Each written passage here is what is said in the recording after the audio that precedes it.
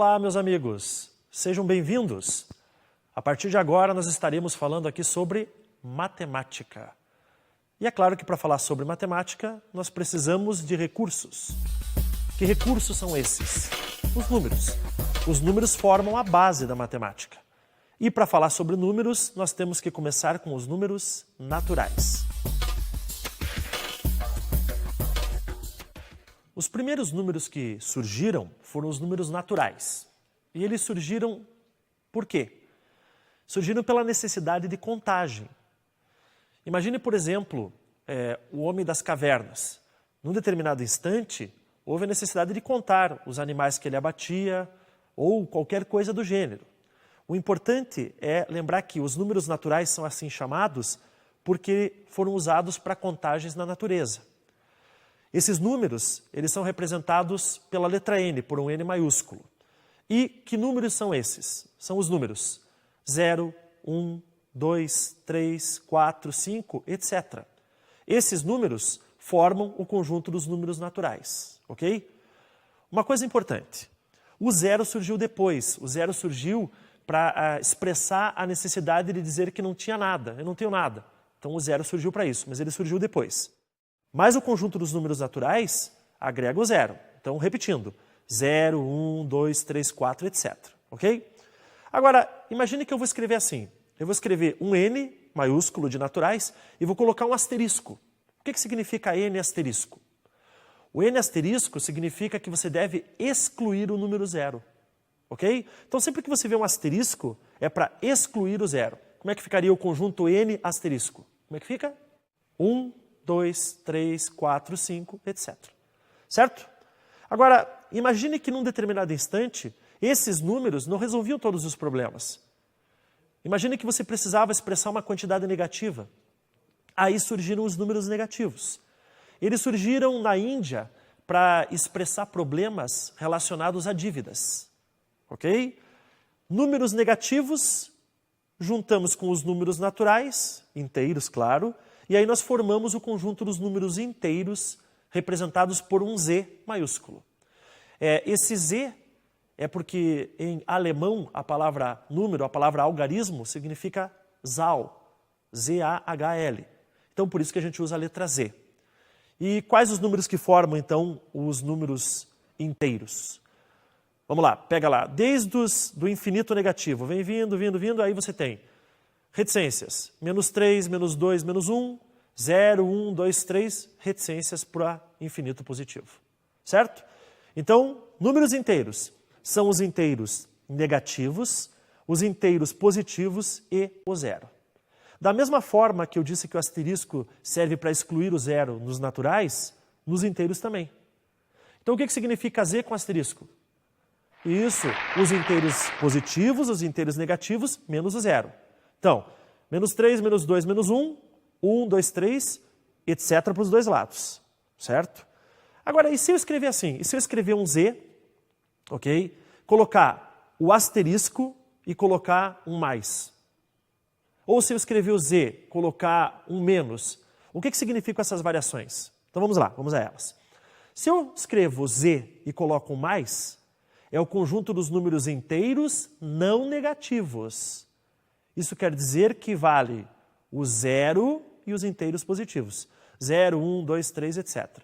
Mas, professor, dessa forma, nós vamos ficar com os números iguais aos naturais. É verdade. O Z mais é o mesmo que o N. E se fosse Z menos? O que é Z menos? São os inteiros não positivos. Inteiros não positivos, então vale o quê? Os inteiros negativos e o zero. E se eu colocar um asterisco nisso tudo? Se eu colocar, por exemplo, Z mais com asterisco, aí vale o quê? Z mais com asterisco, 1, 2, 3, 4, etc. Viu que eu tirei o zero. Se eu colocar Z menos com asterisco, daí tira o zero e você coloca só os negativos. Certo? Esses são os números inteiros. Falei dos naturais, falei dos números inteiros, só que imagine a seguinte situação. Alguém disse para você assim, como é que eu posso dividir 3 vacas por 2 pessoas? Como é que eu posso fazer isso? Você vai falar, professor, só se a gente, né, as vacas estiverem mortas, a gente cortar por pedaços. De fato. Porque essa divisão que eu estou sugerindo, na verdade, é um dos problemas que gerou o nascimento dos números racionais. Certo? Pense assim, você tinha lá os inteiros, positivos, negativos e o zero. Só que você precisava, às vezes, fazer uma divisão, dividir em partes, na verdade, usar frações. E aí que surgiram, então, os números racionais. A palavra racional vem de razão, e razão é um tipo de divisão. Então imagine o seguinte, imagine que você tem uma divisão, uma fração, do tipo A dividido por B. Só que o A e o B tem que ser números inteiros, certo? E mais uma coisa, o B não pode ser zero, ok? Então você tem uma fração, o número de cima é o numerador, o número de baixo é o denominador. O número de baixo da fração, o denominador, não pode ser zero. E aí nós temos os números racionais. Então você pode pensar aí quaisquer números que você consiga colocar em forma de fração. Pode ser positivo, pode ser negativo. Por exemplo, se escreve 5 sobre 2, certo? Você escreve menos 1/3, ok. Você escreve 50 dividido por 10. Professor Domingos, mas 50 dividido por 10 vai dar 5. 5 é um número natural, um número inteiro, mas ele não deixa de ser racional. O que eu te disse que é um número racional? É um número que você consegue colocar em forma de divisão, de fração, desde que os números de cima e de baixo da fração sejam números inteiros. Se você conseguir dessa forma, então você tem os números que nós chamamos de racionais. Eles surgiram, então, uma pizza. Você comprou uma pizza, você vai dividir essa pizza em partes, certo? Dividiu em 8 partes, alguém comeu 3 partes das 8. Então, 3 sobre 8, aí você tem uma fração. Ok? Então você usa essas representações através dos números racionais. Ô professor Domingos, e se o número não for racional? Claro que vai parecer uma redundância, ele vai ser um número, exatamente, irracional. Se os racionais são aqueles que eu consigo colocar em forma de fração, lembrando que A dividido por B e o A e o B são números inteiros, os números irracionais são aqueles onde eu não consigo. O mais famoso dos irracionais é o π. Lembra do π? O π é um número que representa uma razão entre o comprimento de uma circunferência e seu diâmetro. Daí você vai falar, professor, mas se é uma razão, então é um número racional? Não, porque nesse caso, quando você faz a divisão, os números aí não são necessariamente inteiros, e aí você não tem um número racional. Então o π, raiz quadrada de 2, raiz quinta de 3, esses números que você não consegue colocar em forma de fração são chamados de números irracionais, ok? Se nós juntarmos todos eles, os naturais, representados por n, os inteiros representados por z, os números racionais representados pela letra q e os irracionais representados por q', uma linhazinha, ou ir, ok? Se você juntar todos eles, você vai formar o conjunto dos números reais.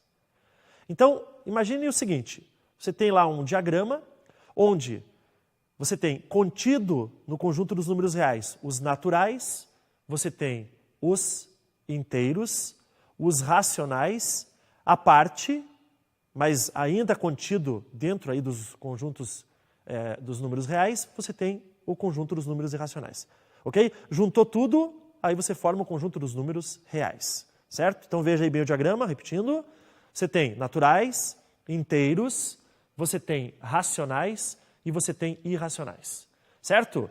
Juntando todos eles, você forma o conjunto dos números reais. E com esses números, meus amigos, é que nós vamos, então, trabalhar aqui todas as possibilidades que a matemática nos traz. É claro que não só os números nos ajudam, mas muitos processos, muitas fórmulas, muitos raciocínios. E é isso que nós vamos mostrar para vocês a partir de agora, ok? Uma das coisas mais usadas que nós temos é regra de 3. Para falar de regra de 3, nós precisamos relembrar de grandezas diretamente proporcionais e inversamente proporcionais. As diretamente proporcionais, quando você aumenta uma das grandezas, você aumenta a outra. E as inversamente proporcionais, quando você aumenta uma delas, a outra diminui. Mas para mostrar isso de uma maneira um pouco mais clara, um pouco mais objetiva, vamos imaginar um probleminha. Vamos lá? Moendo 100 kg de milho, obtemos 84 kg de fubá.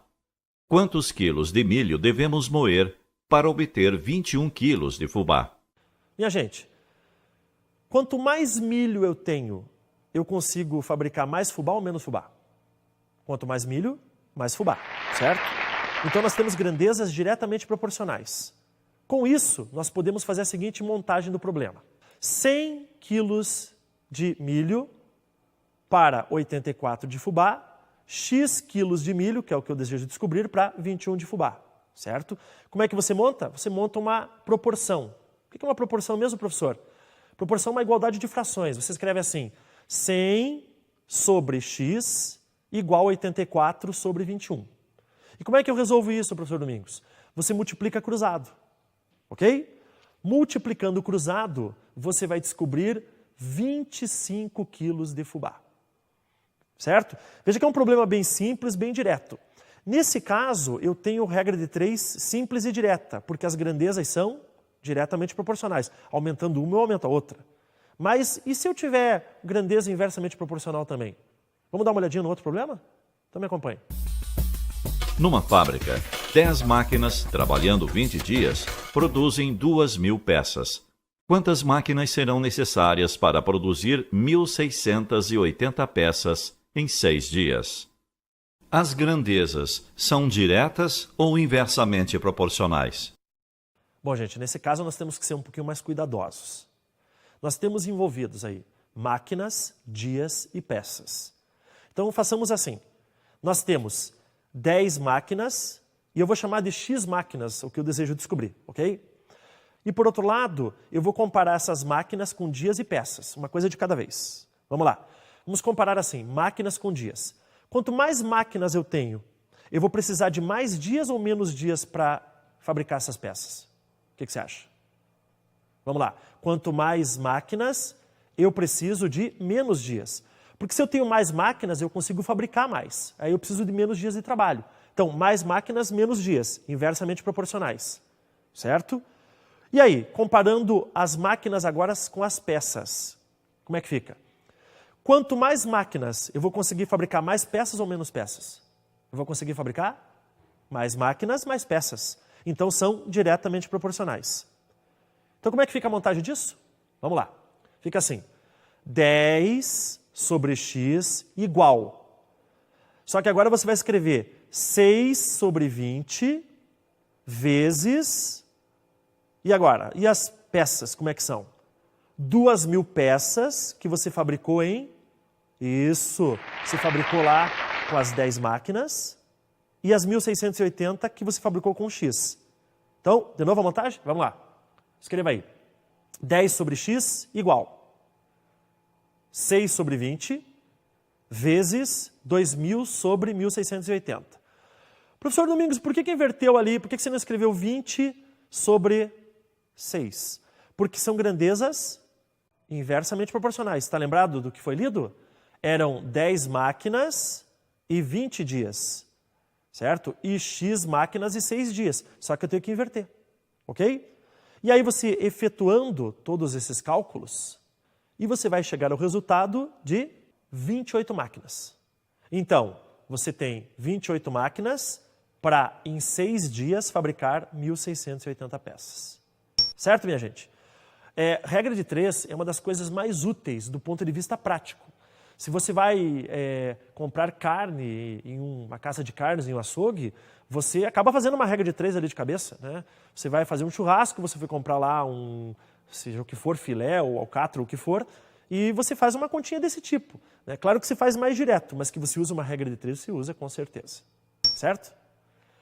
Além da regra de 3, nós temos outro capítulo importante da matemática, que são as médias. E eu garanto que você conhece isso, porque desde que você começou a estudar e você tinha que tirar uma determinada nota, você já estava preocupado com a média. Lembra? Você tinha na tua escola média 6, média 7, média 5, não importa. Você tinha que somar as tuas notas bimestrais e dividir pela quantidade de bimestres, não é verdade? Lembra disso? Pois é, 4 bimestres, você tinha 4 notas, você somava as 4 notas e dividia pelos 4 bimestres. Essa média que eu acabo de citar é uma média chamada de média aritmética, ok? A média aritmética é uma média onde você tem uma quantidade de valores, certo? Você soma esses valores e divide pela quantidade deles. Você quer um exemplo? Dê uma olhadinha comigo nesse exemplo agora. 5 pessoas pesando 70, 80, 30, 20 e 120 quilogramas. Então, meus amigos, nós temos os pesos das pessoas, certo? Temos lá 70, 80, 30, 20 e 120 quilogramas, e são 5 pessoas. Então, o que a gente faz? Nós somamos os pesos e dividimos por 5. Se nós fizermos esse cálculo, nós vamos ter 320 dividido por 5 e a nossa média aritmética é de 64 quilogramas. Então, desses 5 pesos, o peso médio é 64 quilogramas. Você reparou uma coisa? As médias servem para expressar com um único número vários outros. Então aqui eu tinha 5 números e a média é uma medida que expressa um valor médio desses 5. Ela tem uma importância muito grande numa série de situações. Essa média que eu te mostrei é a média aritmética.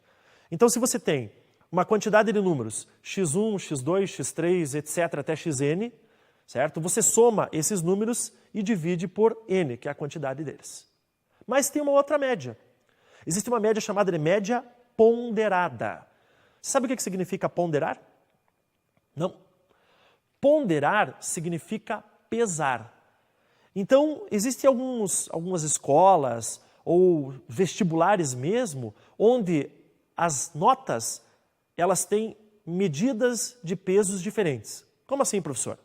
Por exemplo, língua portuguesa tem um peso maior do que matemática ou que de geografia, enfim. Então, nós temos uma média que é chamada de ponderada, onde existem pesos que são atribuídos a seja o que for. Podem ser notas ou podem ser qualquer outra coisa. Tá? Imagine a seguinte situação. A tabela mostra as notas e os pesos dessas notas, obtidas por um aluno numa prova de vestibular. Português, biologia, história, matemática. Notas 7, 8,5, 6,5 e 6.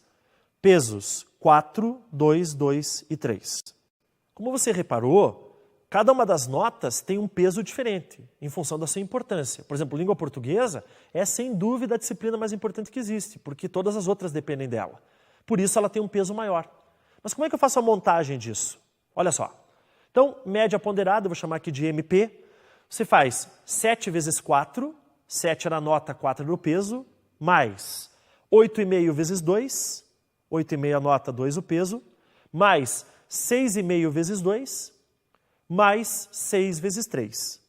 E na parte de baixo da fração, você tem os números 4, 2, 2 e 3, que é a soma dos pesos, certo? Aí você efetua os cálculos, você vai ficar com 76 dividido por 11, e dividindo 76 por 11, você vai achar aproximadamente 6,9. Isso é muito comum, meus amigos, em vários vestibulares do Brasil. Em escolas não é tão comum, mas nos vestibulares com absoluta certeza sim. Ok? Falamos de média aritmética, falamos de média ponderada e agora nós vamos falar de média geométrica. Você imagine que nós temos a seguinte situação. Nós temos uma certa quantidade de números, digamos, N números. Ok?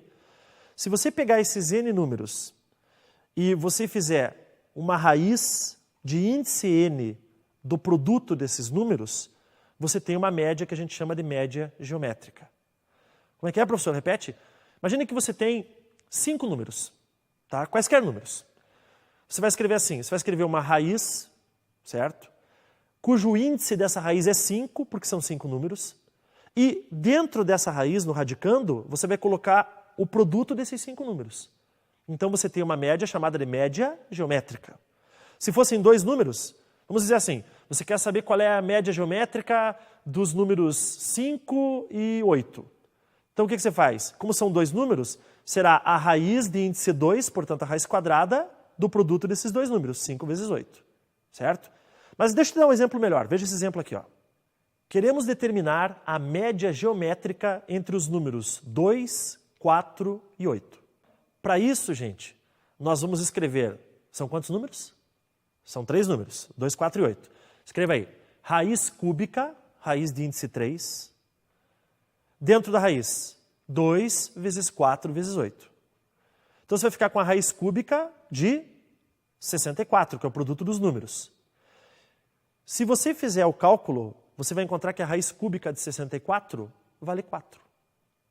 Quer dizer, o número 4 é a média geométrica desses números. Professor, mas então o número 4 é o número que estava ali no meio dos outros dois? Sim, mas vamos devagar. Não tente rotular muitas coisas, porque em muitas situações da matemática, algumas ideias que servem para alguns casos não servem para outros. Tá? Então sempre siga o conceito, que aí você não se perde. Tudo bem? Então, veja só, nós falamos de média aritmética, que é a mais usada sem dúvida nenhuma, média ponderada e média geométrica.